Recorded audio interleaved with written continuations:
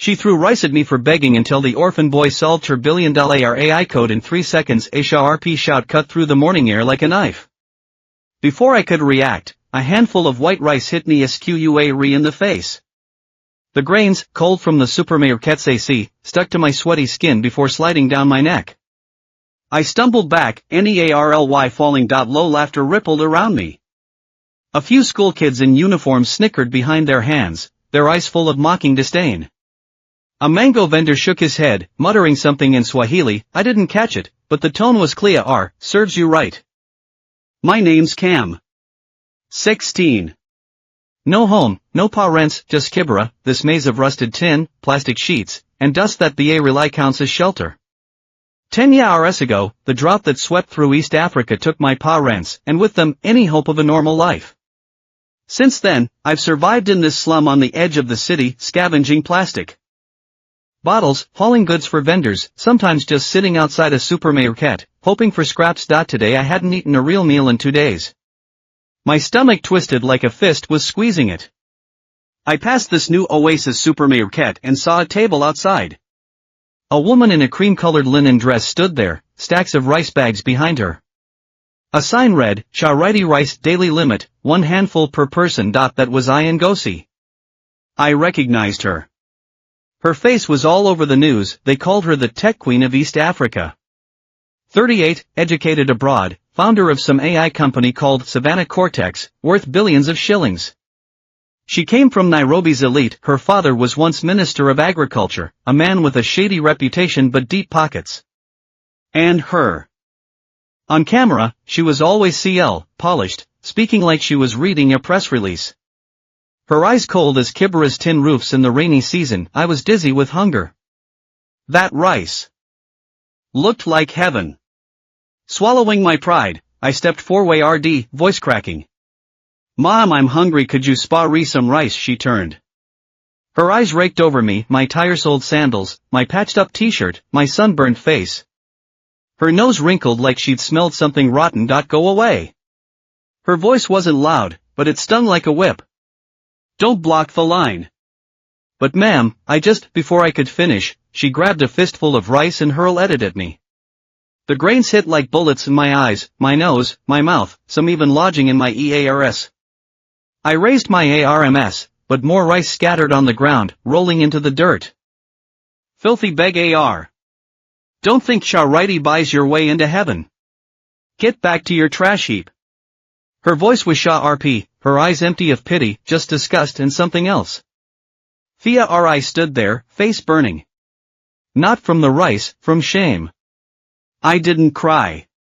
TRS don't buy water or bread in Kibera. Slowly, I crouched an sta root. Picking up the grains, one by one. My fingers were filthy, the rice coated in dust, but I didn't see a re. My grandmother used to say, wasting food insults the earth mother. Lightning strikes those who do. An old Luo proverb.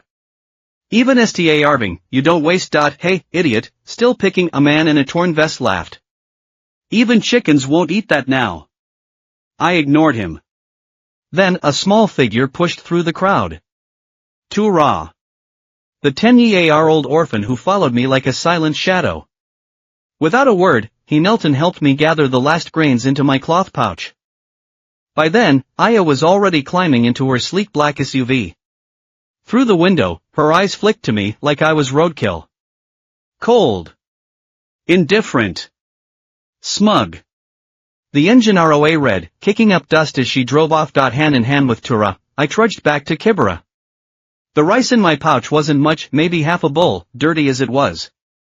But it was life. Back in my tin shack, 4 rusted walls, a plastic tarp for a roof. When the rains came, it flooded like a river. We lit a fire with scavenged wood, set a dented pot on it. I poured in the rice, added rust-brown water from the public tap. The broth was murky, flecked with grass, but we drank it like kings. Tura sipped slowly, then looked up. His eyes, too big for his face, gleamed in the dim light. Cam, she was wrong. Who I blew on the steaming broth. That woman. Aya. His voice was quiet but sure. She thinks charity is kindness. But it's shame.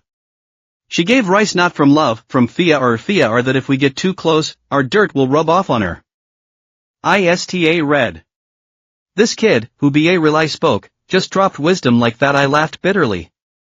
But we don't even deserve shame, Tura. We're beg ars bugs crawling out of GA or beige. If she says we're dirty, we're dirty. Tura didn't answer. He just STA read into the RK corner, like he was seeing the future. Finally, he whispered more to himself. Then to me, one day the world will beg us. That night, rain hammered the tin roof like 1,000 drums. The drainage ditch outside clogged, muddy water seeping into the shack. Tura and I curled up on the only dry mat, covered by old clothes. He fell asleep fast, breathing steady. I couldn't. My face still stung where the rice had hit. Aya's cold eyes kept flashing in my mind. I reached into my pocket. The half bowl of rice was gone, but the humiliation lingered worse than hunger. Then I noticed Tura's hand was clenched tight in sleep. I pried it open. A damp scrap of paper, a Savannah Cortex flyer.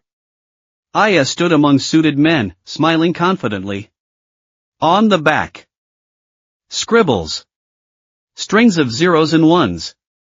Strange shapes. Lines like circuit boa RDS. I knew what it was. Days ago, Tura had been scrawling this in old Emayurkus's computer shack. Emayurkus called it code. The language machines speak. ISTA read at the symbols, then at Tura. Outside, the rain softened. And suddenly a wild thought struck me like lightning. What if this little beggar knew something the rice-throwing woman didn't? The rain kept falling. Kibera breathed in the RK. And in this forgotten corner of the world, a spa RK, smaller than a grain of rice, had begun to glow. The rain stopped. Kibera lay panting like a beast dragged from the mud. Rusty roofs pooled with dirty water, the air thick with wet EARTH, trash, and king smoke. Tura and I trudged through the sludge tower RD, the computer hut. He'd fallen asleep clutching that flyer last night. This morning, he'd tucked it inside his shirt like some sacred relic. Cam, can we get online today? Tura looked up at me, eyes blazing. Old America said the solar panels charged. I fingered the few coins in my pocket. Should be enough for 2 hours. The computer hut wasn't a real house, just a repurposed toolshed on Kibera's edge. Walls patched with plastic in Bilbo ARD. Scraps. But inside treasure. A cracked screen laptop salvaged from the dump. A jury-rigged Sola Archa Ridger. A second-hand Wi-Fi CARD that BA Relay caught signal. All gua right by old Emayurkus. Emayurkus, 70-something, bed like a bow, glasses held together by tape. Once a computer science lecturer at Nairobi University. A man who'd exposed the school's corruption, how officials embezzled funds meant for SMART education in slums. Fired, framed, exiled to Kibera.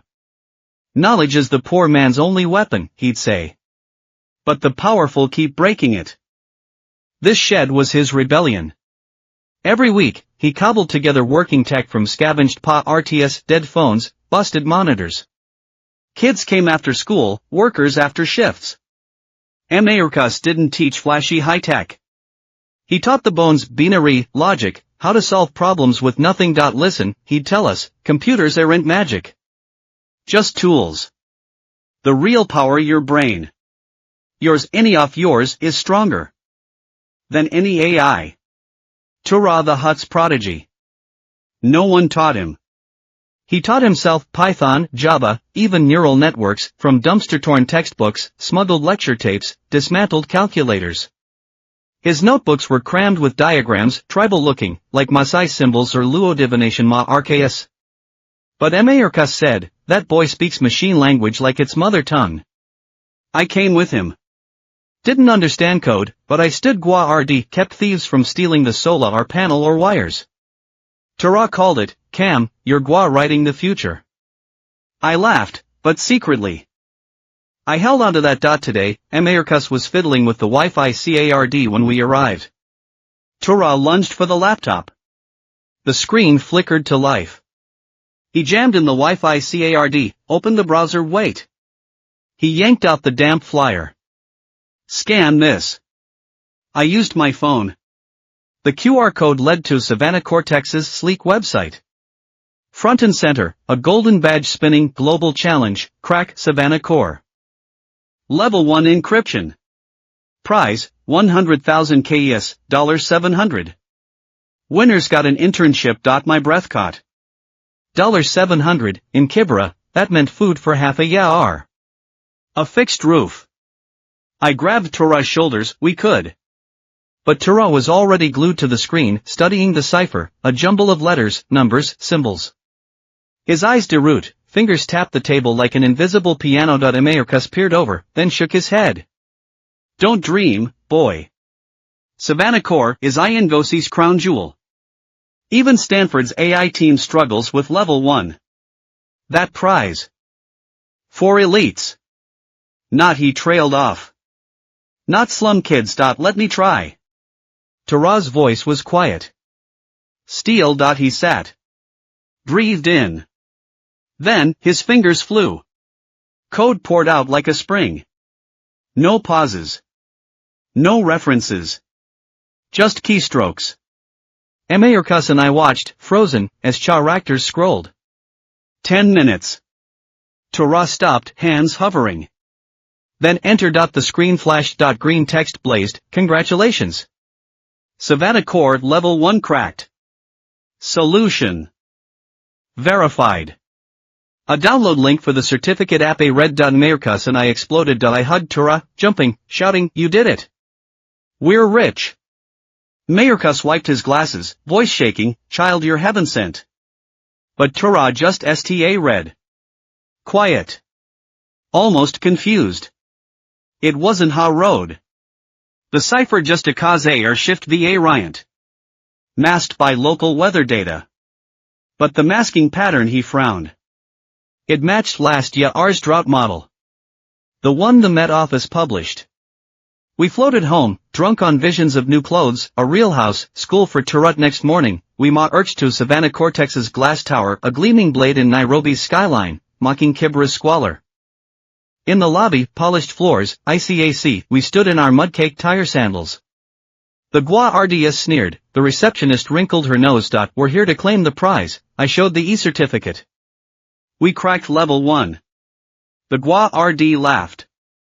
You the IP traces to Kibra's trash site, nice try. Someone's pranking you. Get lost. We aired Yud. Then, sheep a red. Ngosi. Shah RP suit. Shah per GLA re. Sheety RD the commotion. What's this? The Gua RD bowed. Ma'am, these beg ARS claim they solved level 1. Fake certificate. Aya took my phone. Scanned the cert. Her lips curled. A slum IP solved level 1 in minutes, either a glitch, her eyes drilled into Tura. Or cheating, real genius doesn't bloom in that filth. She jerked her chin. Tawa RD Kibra. But ma'am, Tura tried. Enough. Aya cut him off. To the Gua RD, Teltech to patch level 1. Upgrade to level 2. Double the prize, but add verification. Her voice iced over. Proof of identity. Proof of education. Live coding test. She turned. The elevator swallowed her, but her final words hung, don't let trash disrupt real work. The Gua RDS shoved us into the street. The e-certificate in my hand, now worthless. The joy gone. Only humiliation deeper than throne rice remained. Proof, I laughed bitterly. Tura, we don't even have birth certificates. School, when did we go? Tura said nothing. Just clenched the flyer, knuckles white. But his eyes fired. Back at the hut, Americus listened, then sighed. Ngosi, her father pushed Green Revolution GMO seeds from America.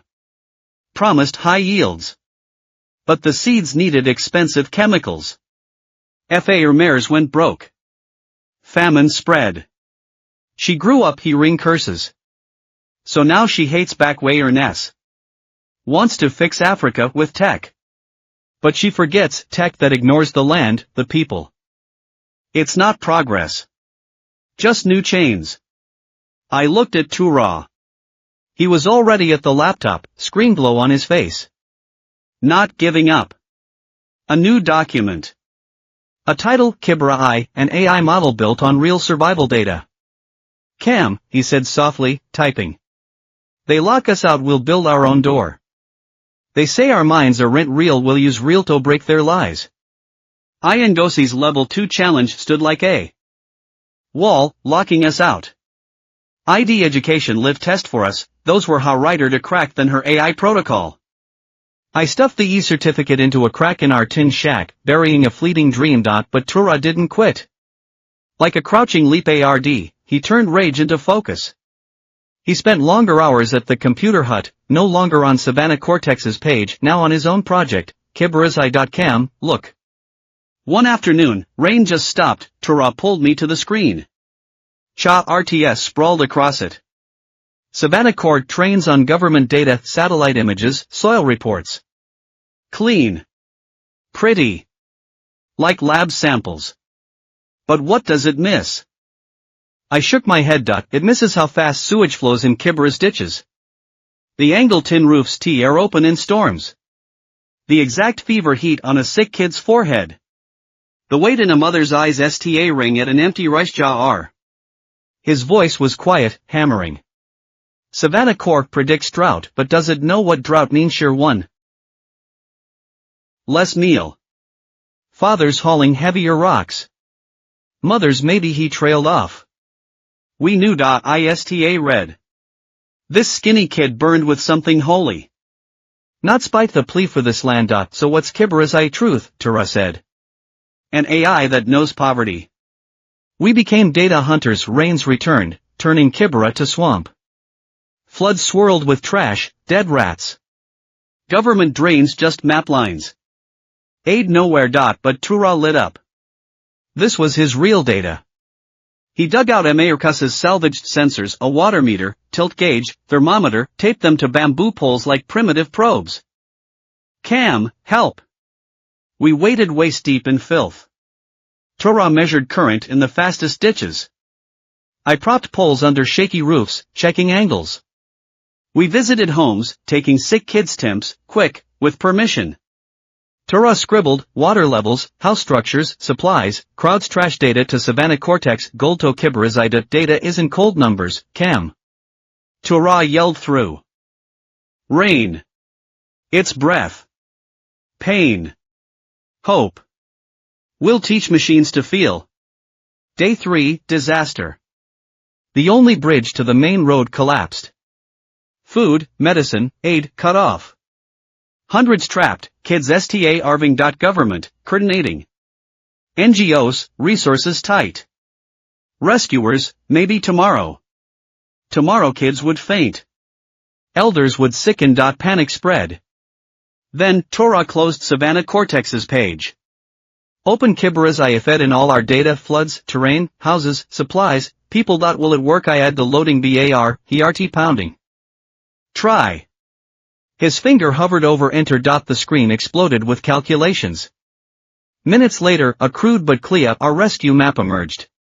It dodged deep water, marked sturdy ruins as checkpoints, plotted a raft bridge route using tires, ropes, NERBY floatables, oil drums, plastic tubs, and manpower clusters. This. Tura leapt up. I didn't hesitate. Grabbed the map, sprinted into rain, rallied every strong back I could find, scavengers. Porters, mechanics. Brothers. The path's here, Tura calculated it. Trust him. Trust Kibra. Doubts flew, a kid scribbles. Cam, you mad risk lives on this, trust Tura. IROA read. He knows this land better than AC room experts. Trust ourselves. My fury and Turaziri calm won them. We moved. Tires, ropes hauled from dumps. Stakes hammered at checkpoints. Women, kids guided to high ground. Tura and I directed each step by the model's nodes. Rain lashed. Mud caked us. But our blood burned. 4 hours later, a bridge of lashed tires, hemp ropes spanned the flood. Shaky. Yes. But alive. When the first kids crossed safely, when elders trembled onto Kibra's soil, when families clutched each other weeping, Kibra erupted, cheers tore through rain. Someone filmed it, Tura directing in mud, the bridge swaying but holding, survivors TRS. The clip hit social media, hashtag #KiberaGenius, hashtag Turahara trended instantly. News outlets ran it, Orphan. Boys Dirt AI saves 100, Tech Queens Challenge fails. The video reached Savannah Cortex. Aya Ngozi sat in a Boa Rudroom, investors grilling her over Savannah Cor's failed predictions. The clip played. That small figure commanding in rain. The bridge of trash. Survivor's Joyshi stood abruptly, face bloodless. Her elite team bickered over algorithms. This slum kid, with junk tools and raw insight, had executed a textbook rescue. Her AI crunched macro data but missed a crisis next door. Tura's unfinished Kibera's eye had saved lives. Silence gripped the room. Aya sat slowly, fingers tapping the table. Something in her eyes cracked, the arrogance of her tech empire fissured. She wasn't seeing a beg AR now. She was seeing a light she couldn't fathom, wisdom rooted in suffering. EARTH. This level 2 challenge wasn't just a wall, it was a branding iron. See Ring Turaz CRTI Ngosi's words, real genius doesn't come from that place. Lodged in his EARS like poison thorns, festering in his dreams. He grew quieter, speaking only to his code in Kibera's eye, collecting data like a man possessed. Even in the worst storms, he'd crouch under a broken umbrella, recording sensor peaks. Old Americus watched, worried. Don't burn yourself out, boy. He handed us bitter tea brewed from scavenged leaves. Her arrogance is hers, not yours. Your path isn't about proving anything to her. But what if we never get to prove it? Tura clutched his cup, voice soft but stubborn. She built that wall with IDs, degrees, defining people like us, places like Kibera, as unworthy. If I don't break through, that wall stays. Crushes others like me. I understood. In Kibera, we're used to being labeled, beg ARS as thieves, pests, city cancer. We're used to bowing, staying silent, surviving on scraps or scorn. But Tura, he's a weed cracking through concrete, straining for light. He didn't want the 100k. Shillings. He wanted recognition, but an orphan's brain, a slum kid's wisdom, his very existence, deserved to be seen. To enter level 2, we needed proof. Americus dug out a yellowed, frayed paper from an oilcloth-wrapped tin box, Tura's orphanage record. It read, Tura, no surname. Maasai tribe cast-off. EST born 2015, Tanzania border.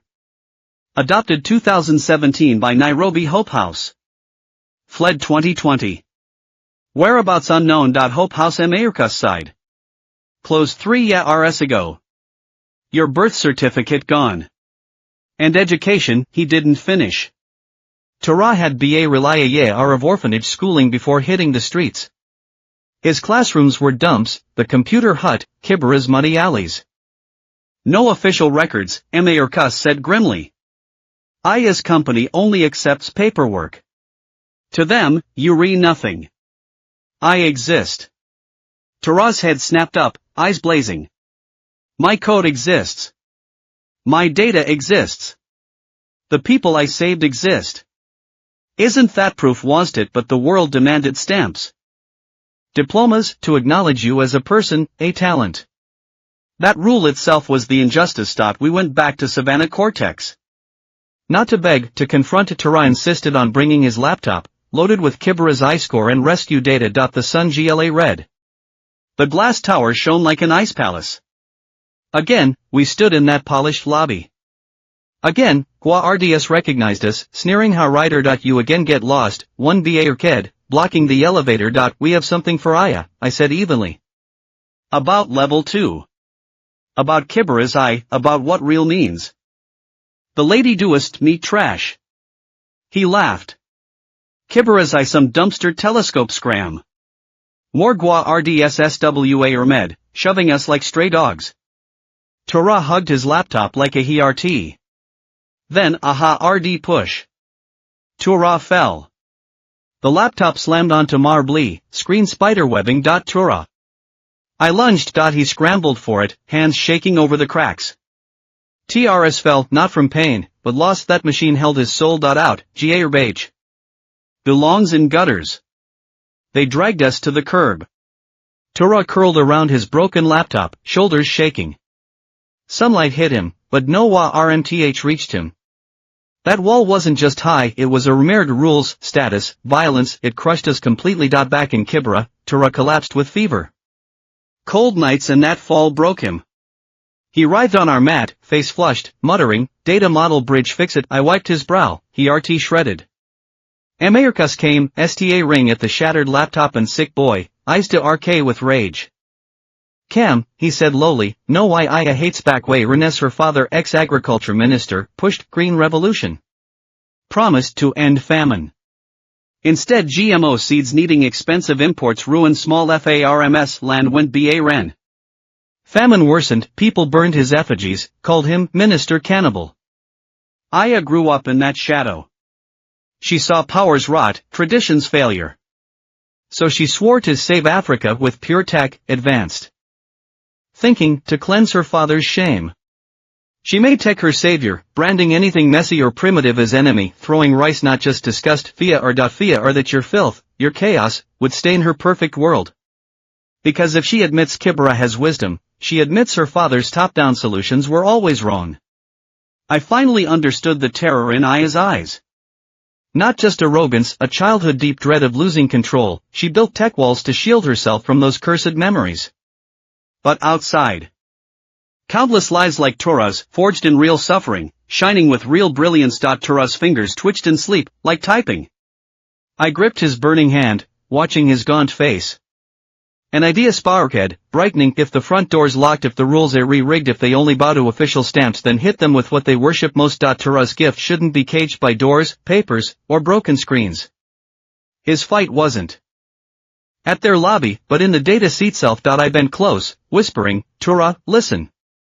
They lock us out, we'll hack our way in. Use Kibera's eye, show that world who truly understands this land." In his fever, Tura's lips twitched, almost a smile. Tura's fever raged for 3 days.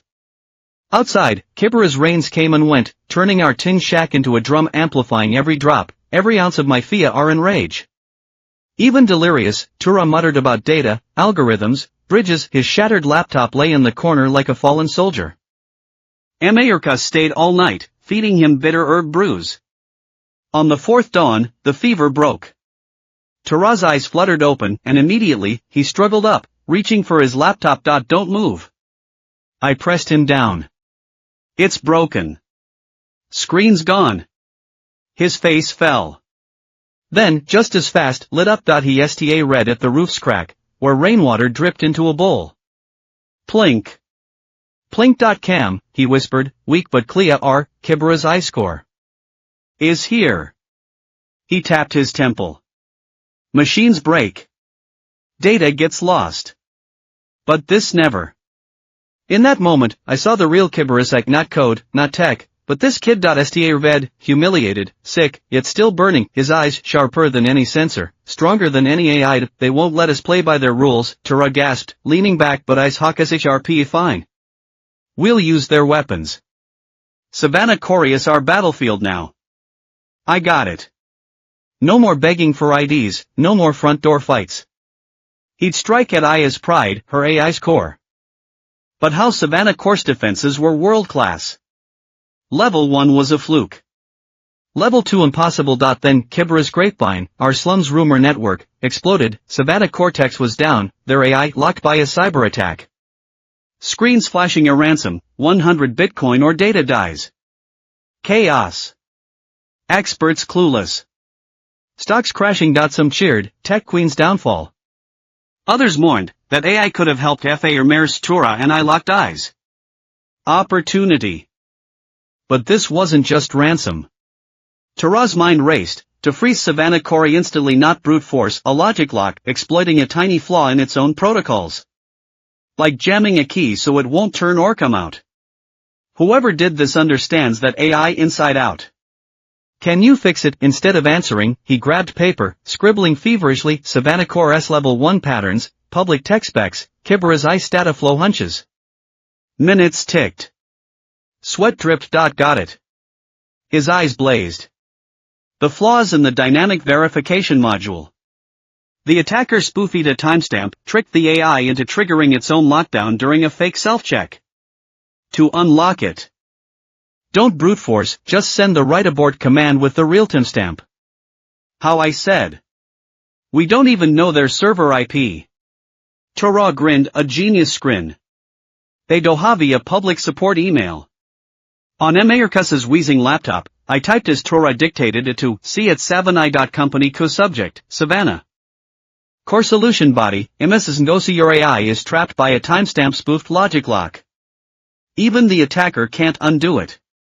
Solution, send this to main server, stop_self_check_override, real timestamp, .sync with Kenya Standa Road time server, millisecond precision, from, Kibera's I. Look through your camera.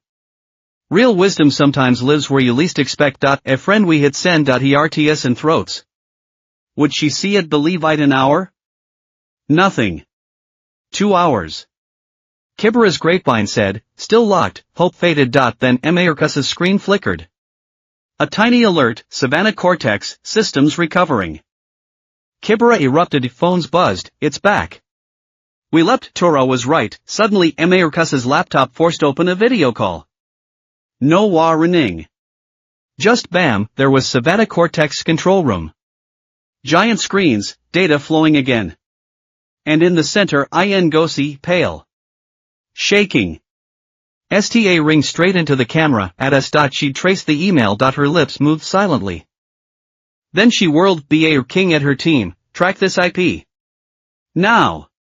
It's from Kibera. Her voice cracked, not Ice Queen CL, raw shock. Minutes later, a black SUV plowed through Kibera's mud, screeching outside the computer hut. Out stepped Aya. Still in her power suit, but hair messy, eyes wild, she urged into the dim, musty shed past me, past Americus, and locked onto Tura. He sat up, clutching his broken laptop like a shield. She loomed over him, yet somehow looked up the silence. Then, voice unsteady, you cracked it. Tura met her gaze. No Fia R. Just a nod. Aya inhaled Shah RPLY. Pulled out a tablet, flashing elite engineer tests, her hiring puzzles. Solve this. Tura glanced. Fingers twitched in air. Spouted numbers, code. Aya checked. Correct. Another problem. HA writer. Instant answer. Aya froze. Sta ring at this ragged, fever weak boy.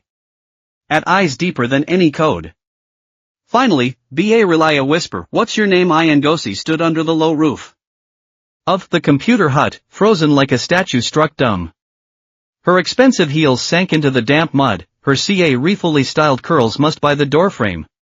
She sta read at Tura, then at the shattered, rust-stained laptop, then at this leaky shed crammed with e-waste. Her proud tech empire was being upended by something raw, real, something she'd spent her life walling out. Tura. She repeated the name like carving it into memory. Then, unthinkably, she knelt, her designer suit soaking up mud. How her voice cracked. That flaw in Savannah Core, my entire team missed it. Tura hugged his broken laptop.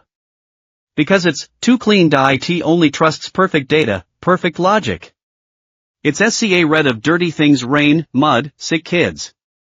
It doesn't see the truth in that dirt. But Kibera's eye, it grew upon dirty data. Aya flinched. Dirty, the word echoed her deepest fear. The dirty shame of her father's failed policies, the dirty curses from crowds. In her childhood, her terror of Africa's messy reality. She'd built walls to keep the dirt out, but also locked out life itself. Silence.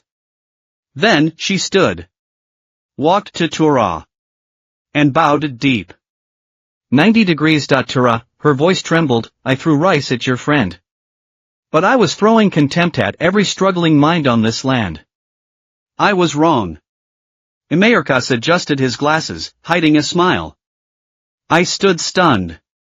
The Ice Queen, kneeling in slum mud, apologizing to an orphan. Aya straightened, eyes blazing. Join Savannah Cortex. Be my no, our chief scientist. I'll replace your laptop. Give you everything. Tura didn't jump. He looked at me, at Americus, then back. Conditions. Anything.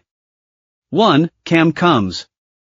He doesn't code, but he knows Kibera, he's my reality check. 2. Kibera's I-score gets baked into Savannah Core. Done. Just like that, 2 slum rats walked into that glass tower. Aya kept her word. Tura got a sunlit lab, top-tier HAR. I became community liaison. A fund was set up for the computer hut in Kibera's schools. But trouble brewed fast. Aya wanted Tura to fit in. Image consultants SWA Ahmed trimming his hair, stuffing him into tiny suits, drilling proper Swahili and English. You represent Africa's tech future, Tura. You must look polished. Tura squirmed. His suit felt like a rumere. At his first tech meeting, MIT grads debated models in fluent English while he sat silent. Then, a presentation on optimizing maize yield predictions. Cha RTS gleamed. Data dazzled. Tura suddenly spoke in rough Swahili, your model never escaped fair mares. They're not growing maize yields, they're growing school fees and medicine. A 10-day rain delay isn't a data blip, it's panic. Does your AI know that? Wait, silence? The lead engineer reddened. Thesis science, kid, not poetry, asterisk emotional VA reables muddy the model. Others chimed in, too romantic, unprofessional. We need efficiency, not sympathy. Tura was isolated. His ideas unrealistic, unscientific. Aya backed him, but against Shari holders and team inertia, her voice wavered. The real explosion came at the integration meeting. Tura insisted Kibera's I-scored poverty indexes, child malnutrition rates, even local FA remaining proverbs, and sma urching? Rain coming. Bihar Wardinto Savannah course decision trees. Madness. The lead engineer slammed the table. This'll cripple processing speed by 40%. And these soft metrics. GA Urbage in, GA Urbage out. Efficient. Tura's voice rose, first time ever. He pointed outside. Your efficient AI last drought told the gov to stockpile grain, but didn't say how many kids would STA review waiting. My dirty model built that bridge, which is truly efficient. Fast Mater lives saved the meeting collapsed. Aya was torn, seeing Tura's vision, yet shackled by commercial demands. She called an emergency Shah holder vote. Aya. A white investor said bluntly, Savannah Texas Africa's next Google. We're here for profit, baking FA Romero anxiety into the core algorithm that's slow, clunky, emotional. Mayorket hates that. Make Kibera's Aya side project, call it corporate social responsibility. Aya STA read at the Prophet Cha RTS, then remembered Tura in the rain, directing that bridge. Your AI doesn't understand hunger's weight. She choked. Wasn't helping this land. Why she'd STA root this now? Capitalism was squeezing that dream into a token Charity box. That night, Aya stood alone at her penthouse window. Nairobi glittered below. Beyond, Kibera's faint, scattered lights, like forgotten stars. For the first time, she saw what the wall she'd built didn't just keep out the dirt. It kept out the light, and the real light. Maybe it had always been out there. In the mud. The Shah holder's rejection hit Aya Ngozi like a bucket of ice water. The decision to sideline Kibera's eye kept her up at night.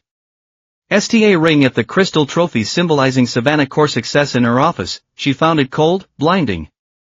It reminded her of her father's meetings, suited officials dismissing small FA or mayor's pleas with the same efficiency and feasibility, until disaster struck. Was history repeating itself, just in a different form? She made a radical choice. Using her personal savings and family trust funds, she secretly launched the Kibera's Eye integration project. Bypassing the BOA RD, she trusted only Tura, me, and a handful of young engineers moved by his vision. In B3, the company's most remote floor, we set up a shadow lab in an abandoned testing room. No cameras. No Shah holders.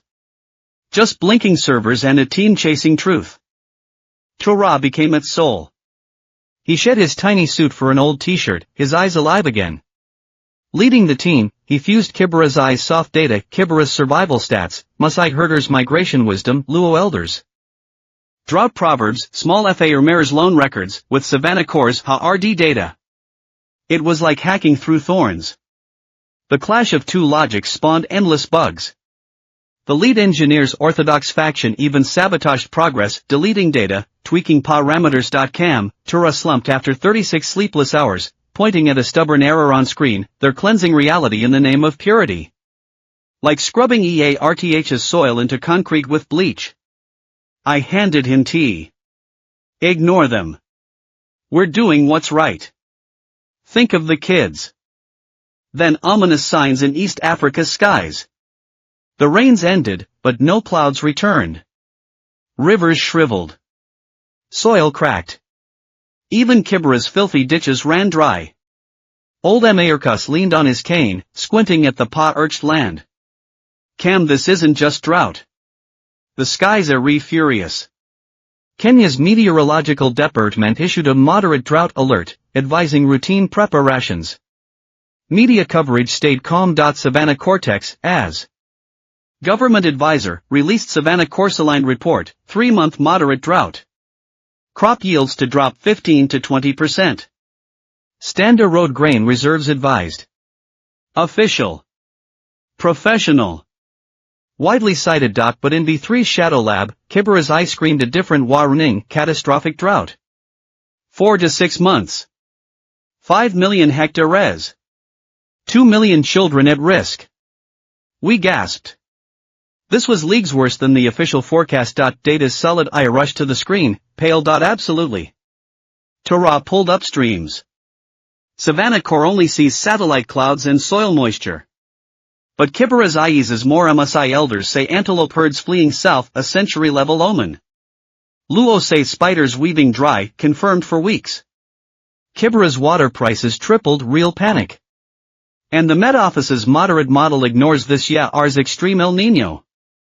Our model quantifies these soft signals. They all say, disaster. ISTA read at the blood red alert, then at Tura's flushed face. Again, this. Boy stood with truth. She called an emergency meeting, demanding the company alert the government and mobilize top-level relief. The lead engineer laughed. Ridiculous, an unverified shadow project led by orphans and trash pickers challenging our authority. This'll cause panic. Aya, a BOA RD member, sighed, your sympathy's touching, but don't hijack the company. A failed doomsday prediction destroys our credibility. Stocks will crash.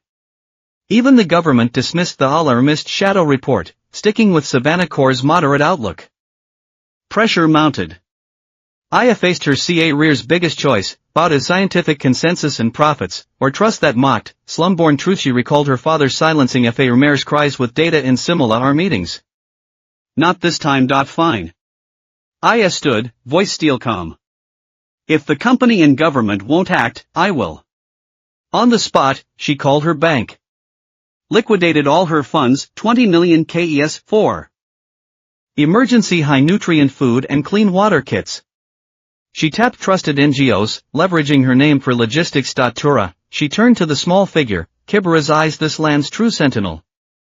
Now, we act on your earning. A race against time began. Aid, guided by Tura's highest-risk predictions, flowed silently to disaster's future epicenters. 3 weeks later, hell arrived. Not a drop fell. Rivers died. Lakes baked to mud. The Met Office finally upgraded to catastrophic drought, too late. Food stocks dwindled. Cracked roads crippled transport. Official relief collapsed into chaos.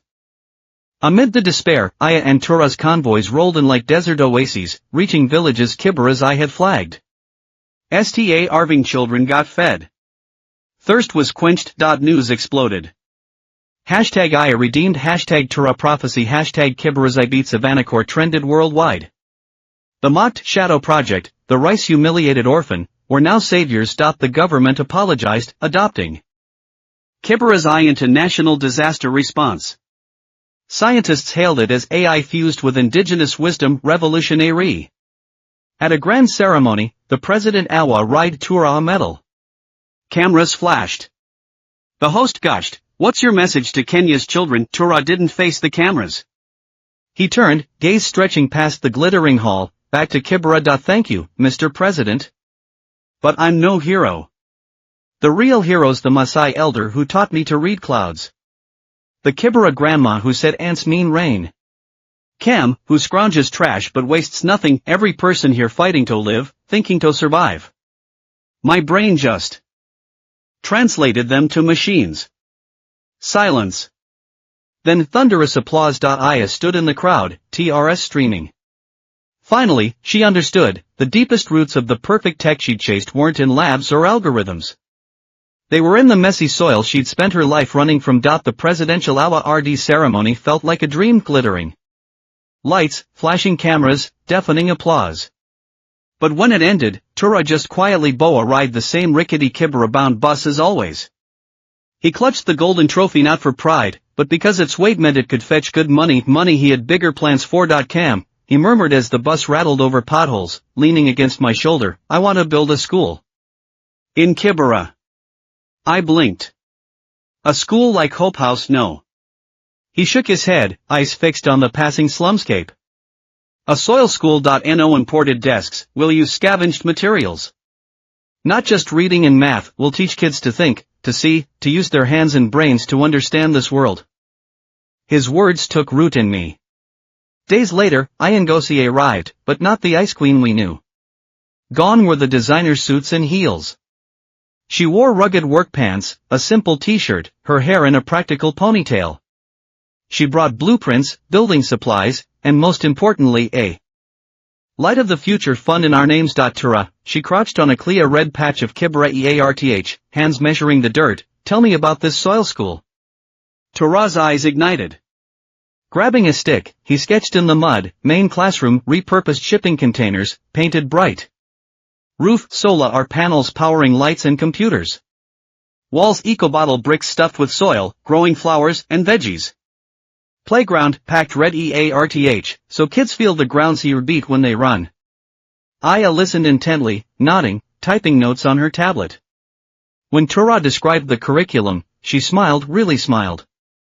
Lessons. Tura continued. Mornings, basics.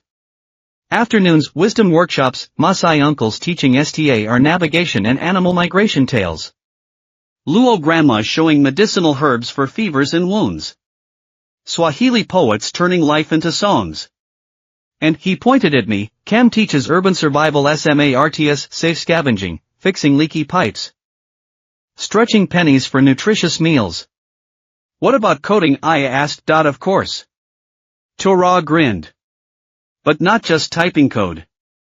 We'll use phones to photograph Kibera's clouds for Savannah core weather analysis.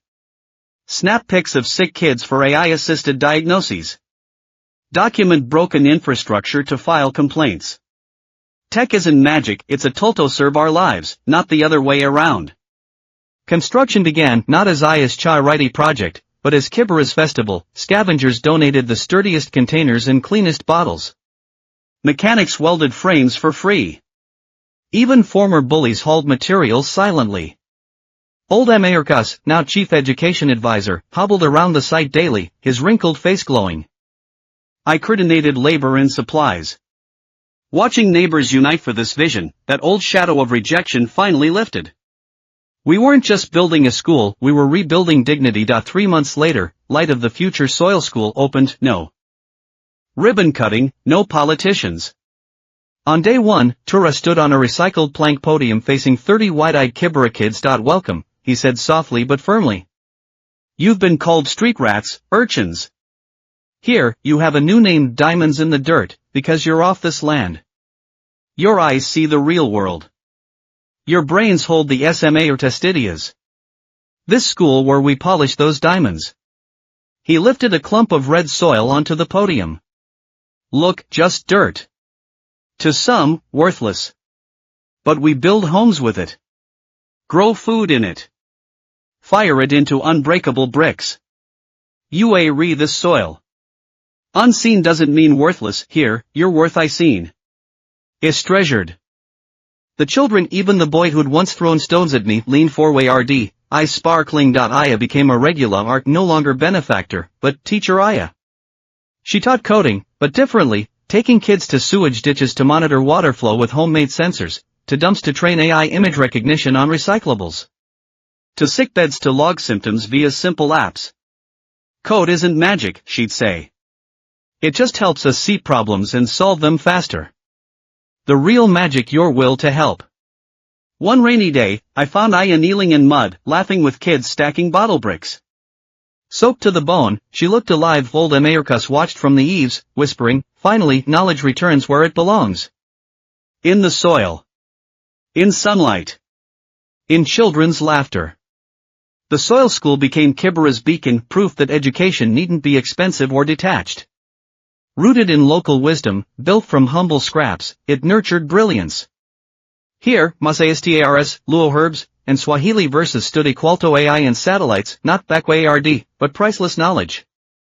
At the Red EARTH playground of the soil school, children's laughter bubbled like fresh spring water. Tara was guiding a group in building miniature wind turbines from scavenged circuit boa RDS and tiny motors, while Aya filmed their focused faces with her phone. Sunlight bathed them and the rainbow-hued eco-bottle wall in dreamlike radiance. Yet at the other end of Kibera, old Emayurkus's tin shack held only heavy silence. The old man lay feverish, coughing violently. Kibera's clinic had little medicine, his body, this vessel of so much knowledge and hope, was failing. When Tura and I arrived, Emayurkus couldn't speak. His clouded eyes locked onto us. Trembling, he pointed to an oilcloth-wrapped tin box in the corner, his life's treasures, yellowed computer textbooks, student assignments, and a photo of him with Aya's father at an education forum decades ago. Teacher Emayurkus. I gripped his icy hand, voice cracking. He shook his head weakly, then fixed on Tura, lips moving. Tura bent close. Tell. Aya. Emayurkus's whisper was thread-thin. Her father, wrong, crushed the weak, with power. But she, worse, we held our breaths. She built walls. With tech. A cough. His gaze clear red. Divided, two worlds. Tura proved, walls must fall. One last look at the photo. A tear slid down his wrinkled cheek. Then, his head lolled. Hand dropped. Distant children's laughter became his final ARTHLY music. Emayurkus's funeral was simple, on a Kibera clear ring. Residents and soil school kids came, piling wildflowers and plastic blooms into a tiny mound.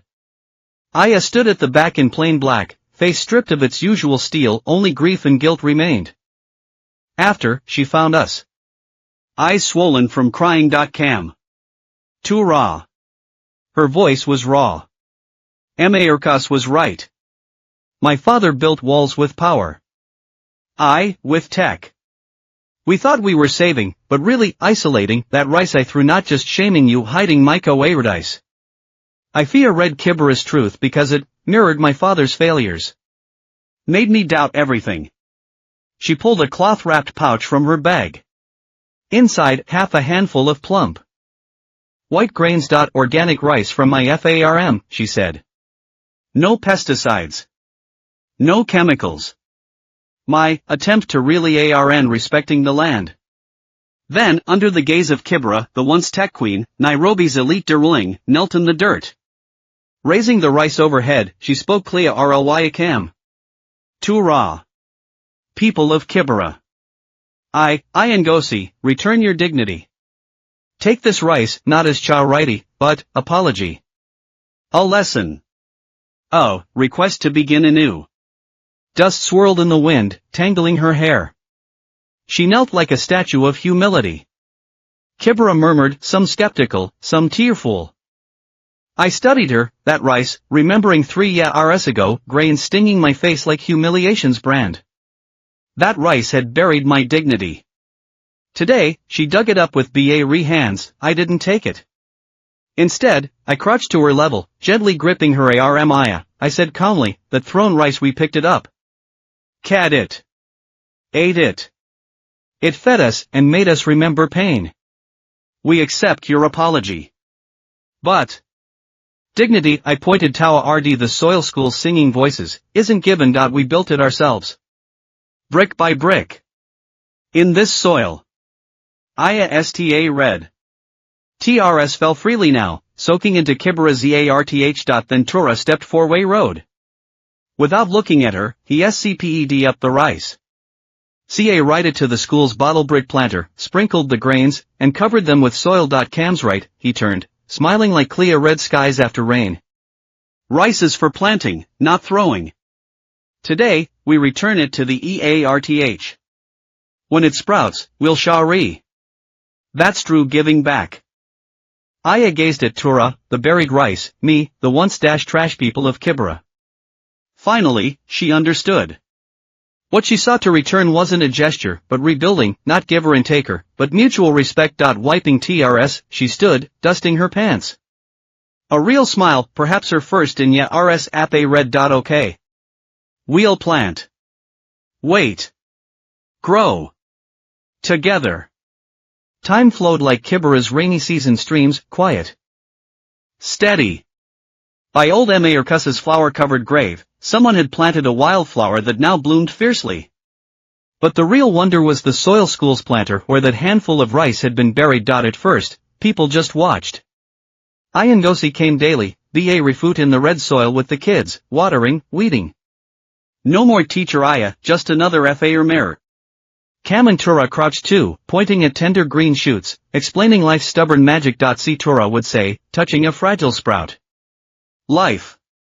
No matter how far it's thrown, how deep it's buried, give it soil, water, light. It fights for the sky. Days passed. Shoots became stalks, then golden rice swaying in the wind. The miracle grain became the school's soul. Kids wrote poems, painted it, sang Swahili rhymes, one grain, hope spa arke, deep in dirt finds the light, tech hands, earths hert, Kibera grows minds bright. Aya transformed. She quit as Savannah Cortex, handing the reins to business-minded teams, and dove into the light of the Future Foundation. Her localized wisdom education model, tech-rooted in indigenous tongues, cultures, survival SMARTS, spread across East Africa's slums and villages, even catching global educators' eyes. Savannah Core evolved too. With Tura leading, Kibera's ice logic became its backbone. No longer just a cold predictor, it became Africa's true wise companion, blending satellite data with Maasai herders' lore for migration routes, weighing small mares' debts against weather to advise crops, even spotting social tensions ARLY via social media moods. A bridge between governments, mares, communities. Yet what moved Aya and Tura most weren't these grand shifts, but Kibera's tiny changes. The supermarket manager who'd once thrown rice at Cam now sponsored the school. The vendor who'd mocked Tura enrolled his son there, even donated an old fridge for the food preservation lab. Residents used Tura's apps to report sewage and trash, finally getting city fixes. A year later, the soil school held its first Harvest festival. That little planter now held ripe rice, golden heads bowed as if thanking the EARTH. All Kibera came.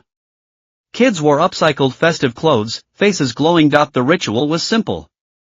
Tura, Cam, and Ayesha read one sickle, ca refully cutting the first stalk.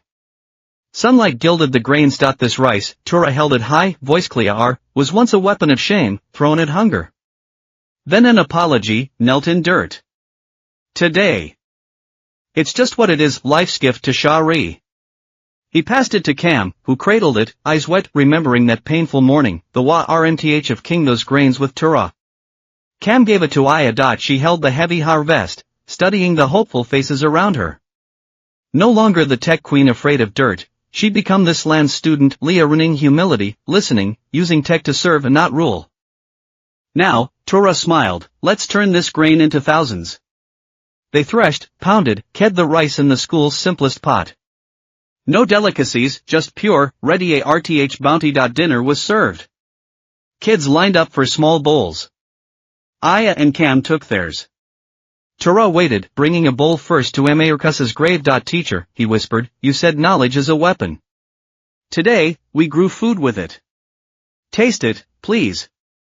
Then he joined the others, eating quietly, reverently. The rice was fragrant, sun and soil in every bite. No chatter, just chewing, contented sighs. In that moment, all lines blurred, giver and taker, tech elite and slum orphan, high society and grassroots. Just people, sharing one land, one life, one meal. Sunset gilded Kibera. Tin roofs didn't gla they glowed. The meal ended, but its meaning just beginning. Cam watched the kids' full bellies, Aya's peaceful smile, Tura's stary dreams, and finally grasped his grandmother's luo. Proverb grandma said, waste food, anger the EARTH mother, he told Tura softly. But today we didn't waste. We turned one grain into thousands, turned shame into sharangda, that is how you honor the EARTH. Tura grinned, sun-breaking clouds. Beyond him, Nairobi's skyline faded into dusk. He knew, Kibera's soil school was just the start countless Kiberas awaited to be seen, empowered. And that grain once thrown in scorn now a golden stalk, bowing humbly to the soil that birthed Africa's EARTH, where all suffering and all hope take root.